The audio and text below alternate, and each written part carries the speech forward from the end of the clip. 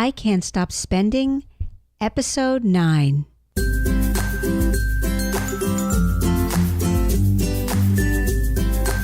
Hey everybody, it's Susan B., and you're listening to another episode of I Can't Stop Spending, a podcast about recovery from the compulsion to buy, shop, and spend. I consider myself a financial sobriety evangelist, and my mission is to share my own experience, strength, and hope to help you on your journey to recovery from compulsive spending, buying, and shopping. Well, the good news is I no longer sound like a croaking frog, but it still feels like somebody's kind of rubbing sandpaper in my throat. I'm definitely seem to be on the mend, finally, trying to do a little bit less talking as in the course of the day. But what the heck, my voice sounds edgy. I like to be just a little bit edgy as a human being anyway. So today I'm going to talk about how my life is being transformed with decluttering, or the KonMari tidying up method. I don't like the word tidying. I don't know. It's kind of like when people say purse instead of pocketbook. You know what I mean? I have a pocketbook, and purse, tidy purse, that doesn't really work for me. So I like to say I'm decluttering, but it's actually, it is life-changing, as in the title of the book I'm about to tell you about. And I'm going to tell you how this process of cleaning up led to a gigantic brawl in my living room. And actually, that is going to take up pretty much the entire episode. And I will end with the June 4th reading from the Getting Out from Going Under Daily Reader for Compulsive Debtors and Spenders, which is called Visions Cost Money to Fulfill. So I am usually late to every party, right? But I think I jumped on the train at the right time, which is a mixed metaphor, but it works for me. Somebody told me that, well, it started because they told me that they really needed to get new underwear, and they kept going on about their underwear. And I'm like, well, I don't really need to know this. And I don't know how it happened, but finally they said to me, I have been doing this amazing thing. I'm decluttering. I'm getting rid of things out of my life. And they told me about this book that they had read called The Life-Changing Magic of Tidying Up. The author's name is Marie Kondo. And actually, if you Google it on YouTube, you will find a free version of it being read, the entire book.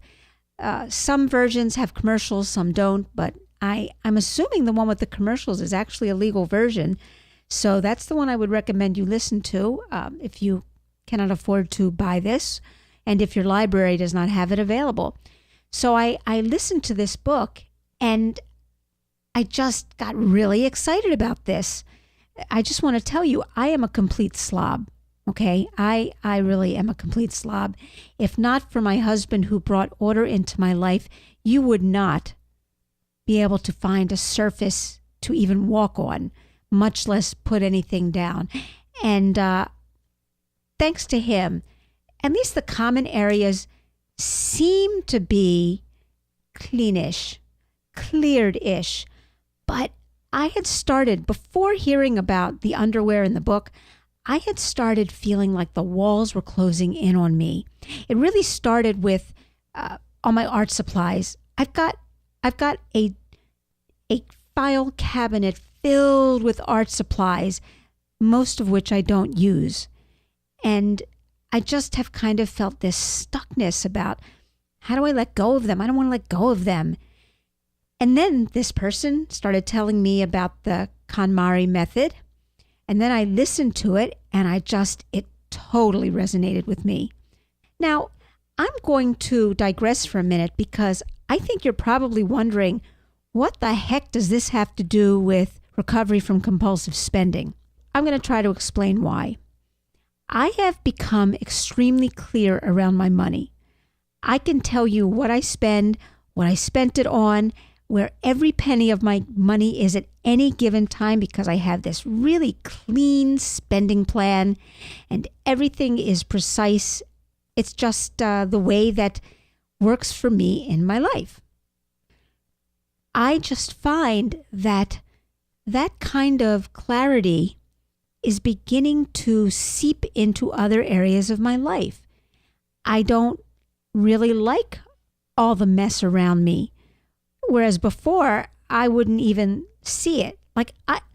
My son's father, he had this house, and they would laugh about how I was so not attentive.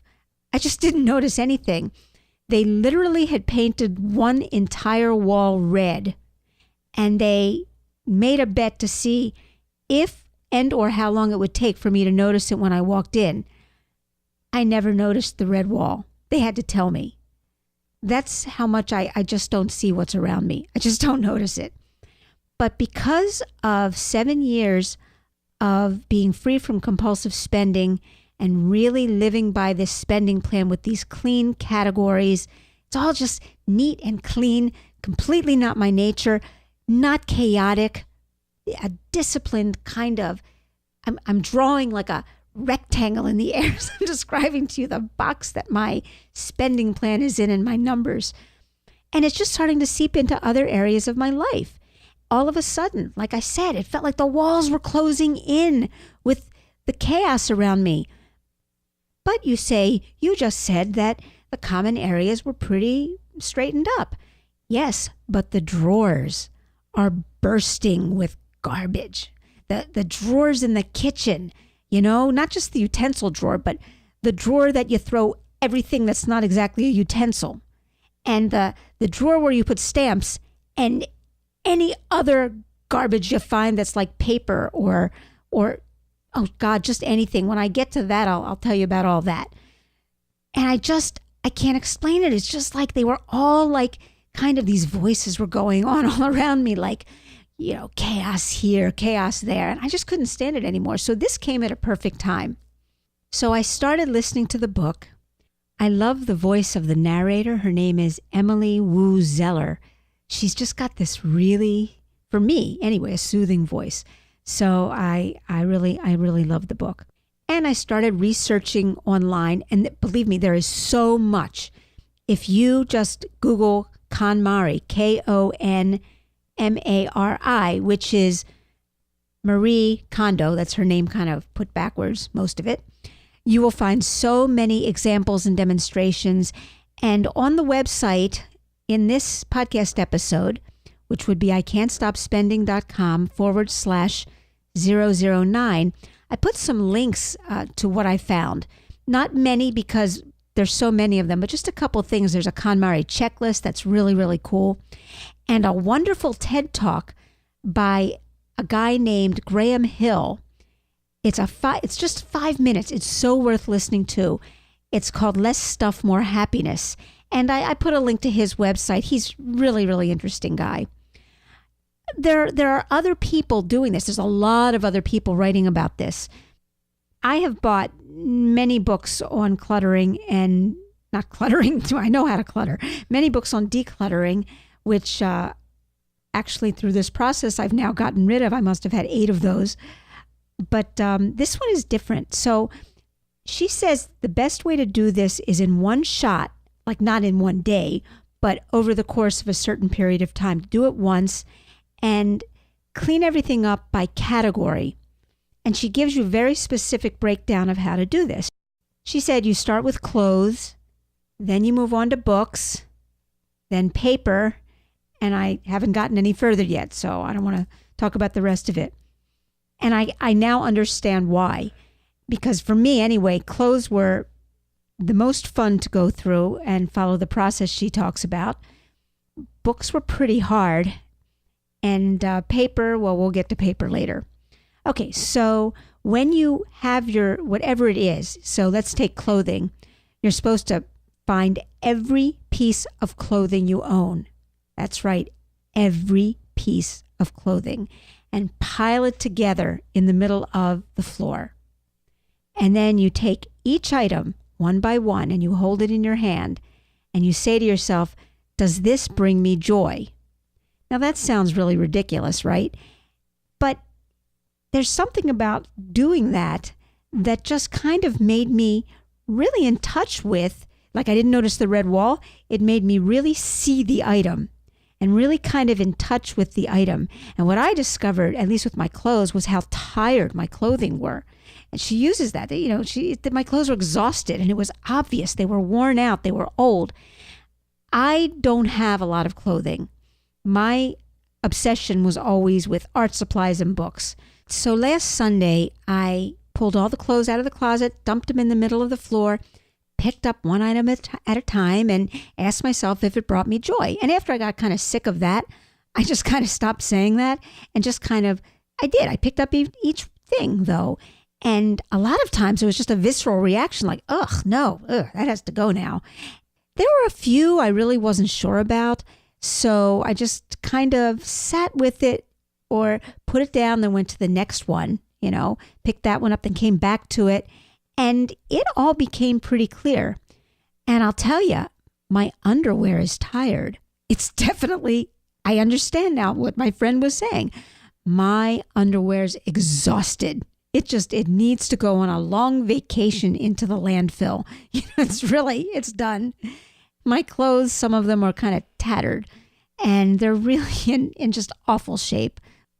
And so I kept a few things, and which leads me also, I want to tell you about creating a style uniform, but I'm not going to do that this week because I'm still really in process of that whole concept. But I'm all excited about that. You should Google create a style uniform. It's really cool. So, okay, getting back to the clothing. So by the time I was done going through the clothes, I had about really one giant contractor bag full of clothes to give away and a couple of bags of garbage.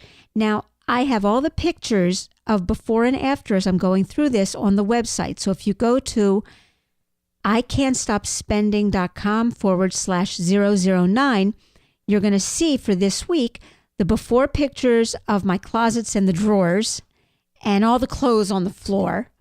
And then the after pictures of the drawers and the closets. Because not only, I left out something huge, just a gigantic piece of this. The whole point is not that you're trying to get rid of stuff. The whole point is you're deciding what to keep. And that was a really interesting psychological switch for me. I don't have to get rid of anything as long as I enjoy it. So that's that whole thing. Does it bring me joy? It's not like, that I have to hear like a marching band, da-da-da-da-da-da, or anything like that. But if it repels me now, or I just don't like it, or it's outlived its usefulness, it has to go. So by focusing on what do I like, what do I want to keep, what draws me closer to it, it was really helpful for me to get started. Now, once I got into the rhythm of it, it did just become easier just all on its own without having to keep repeating the mantra over and over. But when I got stuck, I would say again, does this, whatever it is, does this shirt bring me joy, So it was really kind of fun. And so all these pictures are on the website. You'll be able to just see the process as I've done it.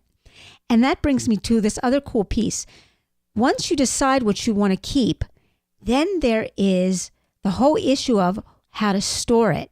And that's where I love her. She is so cool, this Marie Kondo. She's so cool. Most pieces of clothing, she doesn't think you should hang up. She's like, it just drags them and they just look kind of peaked, and it's true. So she has this really interesting way of folding even your underwear. I'm not obsessed with underwear, okay? I mean, I'm just bringing it up because it's like the tiniest piece of clothing most of us have. And you fold it up and then you stand it up in a drawer. And I have pictures of having done this with my stuff, my shirts, my pants. She's like, don't hang your pants. Do this really interesting little folding thing with them. And it's kind of meditative. So I did put a link. Somebody was really nice enough to kind of do a lot of videos or put together a bunch of videos on how Marie Kondo suggests you fold your clothes. So I kind of used them. They were like my guru for this, for the storing part. And my closet ended up with 5 things in it. And again, there are pictures on the website. So I was really excited after I did the clothes. And I think that's why she has you do clothes first, because things get progressively harder. And by the way, anything of sentimental value, you don't even think about that till the end. So if there's a piece of clothing that speaks to your heart in a sentimental way, that's not really just something you wear, you might just put it to the side till you're ready to work on sentimental items, so you can have a lot of practice doing this. So that's the clothing. All right, now I moved into the books. And books are another thing entirely, because for me, I'm really attached to my books. I have cleaned out books before, but I never kind of did it this way. And it was so painful. The books were so painful. Not only that, I had like the worst fight I've had in about a year with my husband because of the books. Okay, so here's what happened. And again, go to the website. You'll understand why this fight happened when you see the pictures, okay? So now I've got except for his books, because I know better, I'm not going to mess with his stuff. He can have all his garbage that he wants to keep everywhere he wants to have it, because he's basically a neat person. But boy, now I see what a pack rat, He's just got, I wouldn't say he's a hoarder, but he just doesn't want to part with most anything. And now I've seen the light. I see this. So I have all my books on the floor, and we happen to have a living room with built-in bookshelves. So it's not like we can just go give away the bookshelf now that I've removed all the books from it. And the living room looked kind of like a small bomb hit it, not a big bomb. That's really what the papers are looking like right now. And when he walked in, he turned green. He was like, I don't know, he got all freaked out. And he's like, well, you can't do that. And I'm like, well, why not? He's like, because the shelves will be empty. And, well, you can't do that.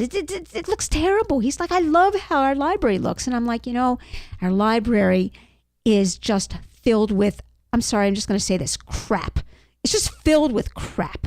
The books are shoved in. There's paper sticking out of the books. There's so much stuff. There's like rows and rows of, there's a Yiddish word called tchotchkes, which means little things that you've gotten from here, there, and everywhere, little statues or little mementos. I'm like, you can't see anything anyway. So that's not the fight. The fight, I'm not even going to, really relive it for you. But there was some yelling, screaming, and carrying on by both parties, and he was really upset. And then I was so emotional from just the process of letting go of my books that I just lost it finally. And I screamed my guts out at him, just raging like a lunatic. But it was really kind of good in the end for two reasons. Well, one, he apologized. So that's always good. But two, to be honest with you, I was just kind of going to leave the empty shelves. Like, I don't know, I'll put a couple books here and there. But because of the fight, I started thinking, oh, well, I'll move stuff around. I've never decorated anything in my life. My house, if it was up to me, I'd probably just have bare walls. I just don't think about these things. So now I'm suddenly thinking, oh, well, let me decorate this. So I get all the books done and cleared out. And okay, well, no, I'm not going to tell you yet how many boxes of books there were. But I then put books back, and I just took some rows of the little tchotchkes off, and I kind of put a little thing here and a little thing here and a little thing there. And suddenly more tchotchkes appeared from the back of the tchotchkes that were in the front row. And so, but now the back row stuff could move up and you could actually see it, and it wasn't just all congested. And I found some of his stuff, well, he doesn't even know some of it's gone. I mean, down in Florida, we have a lot of like health fairs and crafts fairs and stuff like that. And they give a lot of crap away. And so one of the things they give away a lot are these things. These are like the chiropractors and the doctors and stuff. These heart-shaped things that you kind of can squeeze for stress relief. So he has them up on the shelf, like along with statue from China his daughter sent to him. And, really beautiful stuff. He's got these stupid heart-shaped things sitting there. So he doesn't know this, but they're gone. And he didn't notice. he never noticed. And that's the really interesting thing about out of sight, out of mind, right? So I'm just kind of thinking that, like, even though I still feel some pain about some of the books, but to be honest with you, I'm not actively missing any particular one. It's just the sum total of them all that's kind of causing me a lot of anxiety.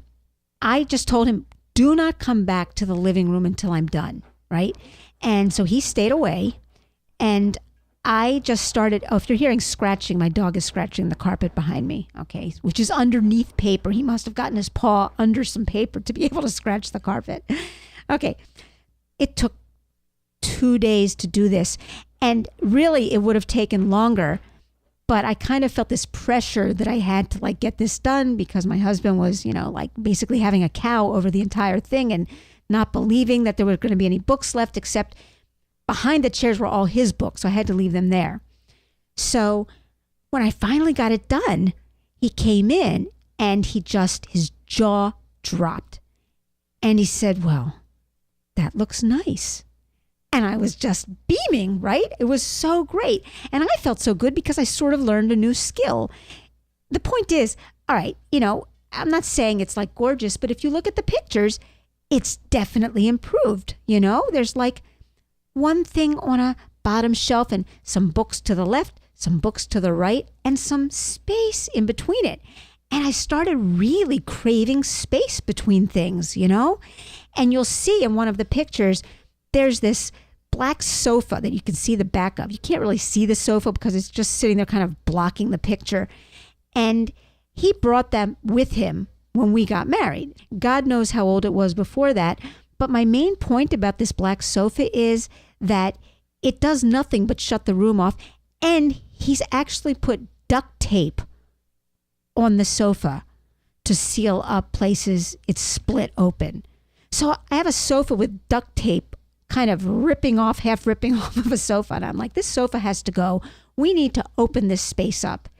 I mean, anybody who knows me would be floored. This is so not me. I am not a person who notices or, I'm sorry to say, ever cared. And all of a sudden, at the age of 61, in the 7 years of recovery around my numbers, I suddenly care about having an environment that is pleasant. I usually just ignored my environment. So now here I am caring about the environment. And my husband actually agreed to get rid of the stupid sofa with the duct tape on it. How many boxes of books did I have? I had 13 filled boxes of books. Okay, one box had a lot of long playing records.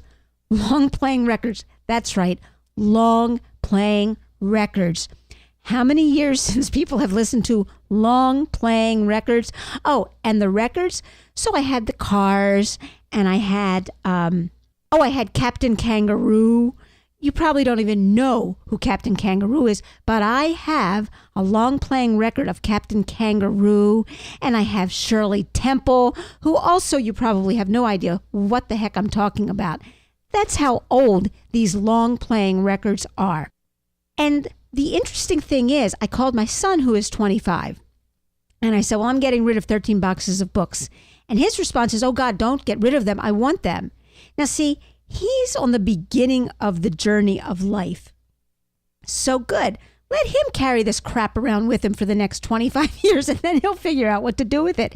So that's what I was saying in the beginning about, I haven't actually had to let go of the books yet, because he's going to come down and he may take everything because he's going to move into a house and he does need to fill up a library area. We do love books in our family. We're really book people.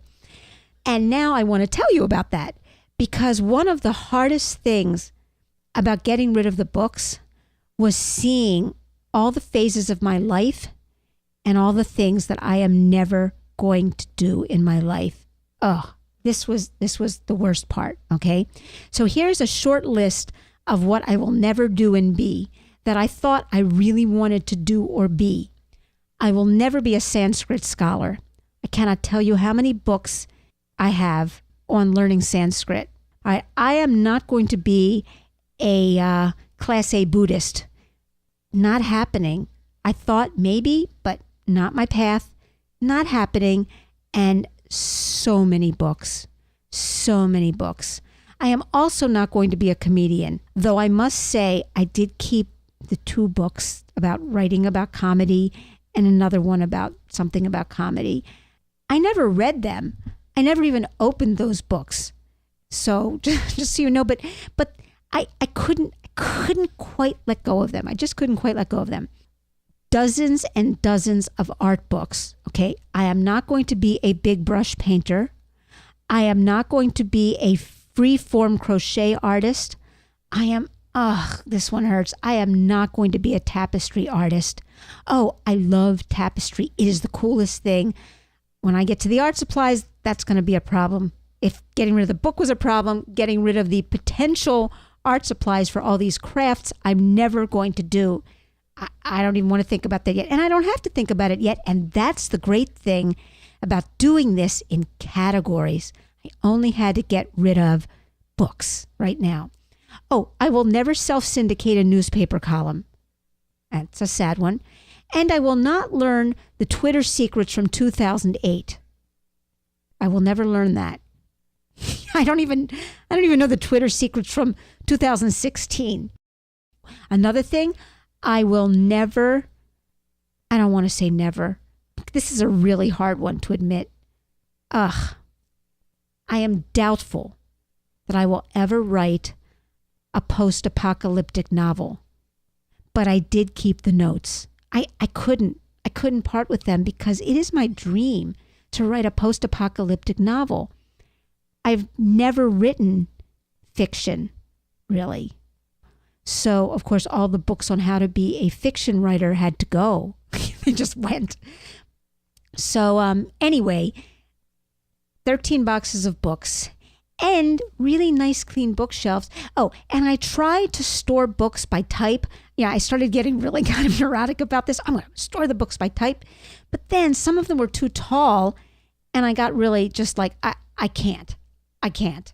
They're going on the shelves to the best of my ability. But it is true that if you keep books together kind of by type, it is easier to find what you want if and when you want it. And I do go back years later. I mean, there have been times I've gotten rid of books and bought them again. Oh my God, many times. I hope that doesn't happen this time. But you know what? If it does, so what? So I'll buy a book again.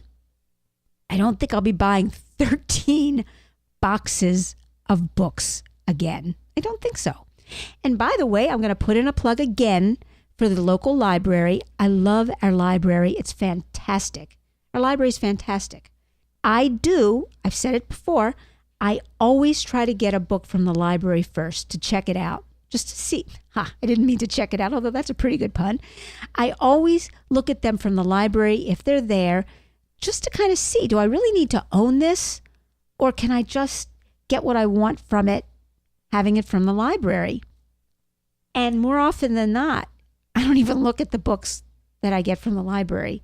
So then I can just like let it sort of pass through me. So truly, if you are compulsive about buying books, the library is the greatest way to stop compulsively buying books.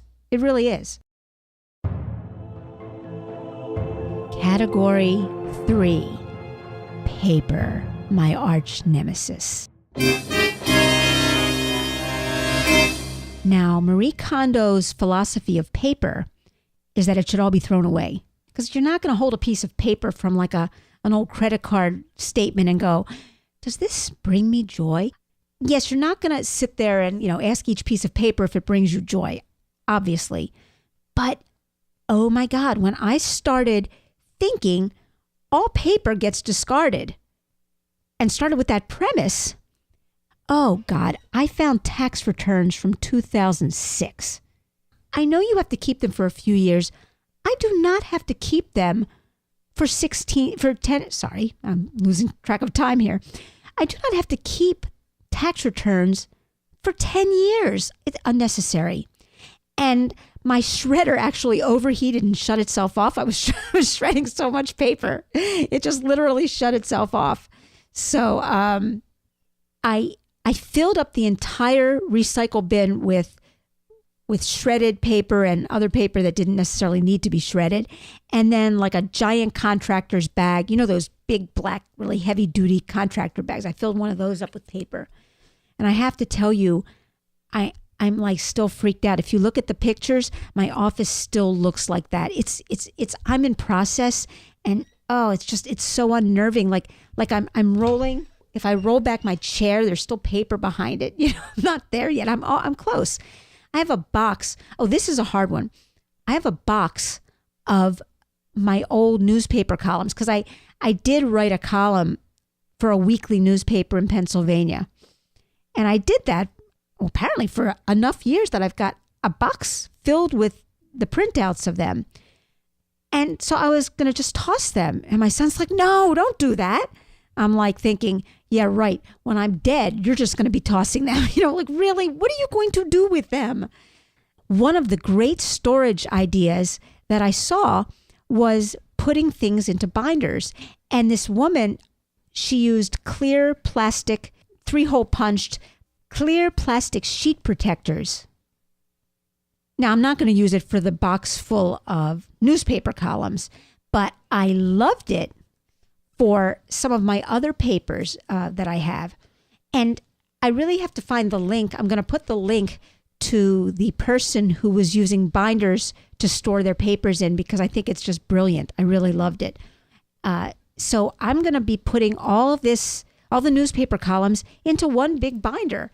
And then, bloop, he can just throw the whole binder out when he's finished with it. So, and that is one thing I really loved about Marie Kondo. What she's really cool about is storage. She's like, do not go spend a lot of money on storage solutions. You have stuff around your house. And mostly she's right. And she also says that everything should be stored vertically. So paper should be standing up, shoes always stand up, but clothing should stand up. And I kind of like that philosophically. So I did see somebody using, you know, those cardboard magazine holders. And so next week I'll be having pictures of those. If you don't know what I'm talking about, you can just look that up, to store papers that I will be putting, if they're loose, but mostly I'm going to store my papers in these binders. I think it's just such a good idea. You know, like she was talking about recipes. And I think this person who did the binders, when she had pictures of it, and she was sticking her recipes into the clear plastic protectors, the 3-hole punch protectors. It's just such a good idea, right? So, okay, that's where I am now. I am in process of getting rid of paper. And so that's where I'm going to leave you on this topic for today. And next week, I'm going to pick up on this journey and let you know where I am with it. And let me tell you another reason why this is an important topic for compulsive spenders. Because I found doubles of books as I went through it. And it's just showing me how being unconscious and vague has really cost me money. I just think for anyone who is a compulsive spender, taking stock of your surroundings, decluttering your home, taking this challenge, she really presents it in a kind of a fun way. Seriously, I have never found doing this process in any way fun before. It's not so much fun right now in the midst of the paper, but I know when it's done, I'm going to feel so excited like I did with the books, like I did with the clothing. So I urge you to just look up the whole minimalist movement, Miss Minimalist, look up Graham Hill, look up minimalist, I think it's .org. Just start to maybe become open to a shift from acquiring to reducing, you know?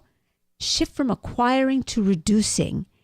And your whole mindset could change. I really feel like mine is. And it has been an entire week, and my socks are still nicely rolled and sitting upright in my drawer.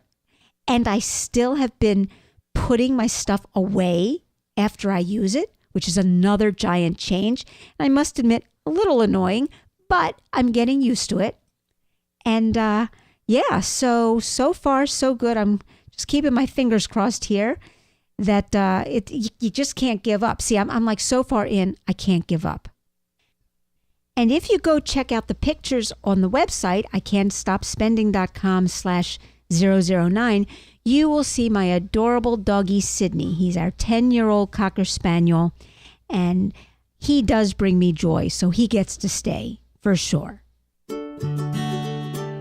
So today I'm going to end the episode by reading June 4th from Getting Out from Going under Daily Reader for Compulsive Debtors and Spenders, and it's called Visions Cost Money to Fulfill. In DA, we are encouraged to have visions for our recovery life. This process can become confusing and frustrating because most visions, no matter how spiritually invested, involve some costs to fulfill. For instance, climbing Mount Everest, swimming with dolphins, starting a business, meeting a soulmate, attending a spiritual retreat.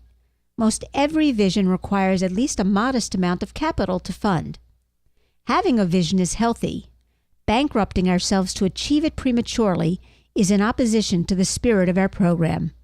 For some of us, visions set obsession in motion. Newcomers to recovery may be especially vulnerable to living with the discomfort of waiting when their higher power seems to be guiding them to pursue a dream. While money is the means to achieving our visions, it is only one piece of the puzzle. In recovery, we also have our commitment to balanced spending, saving, and living within our means as additional spiritual components. Just for today, some of us have come to believe that the best recovery vision is simply taking the next right action and letting our higher power lead us to what is best for us, instead of painfully trying to force an outcome when we cannot have what we want today. Thanks so much for joining me on this adventure, and I look forward to speaking with you next week. Thanks for listening to I Can't Stop Spending.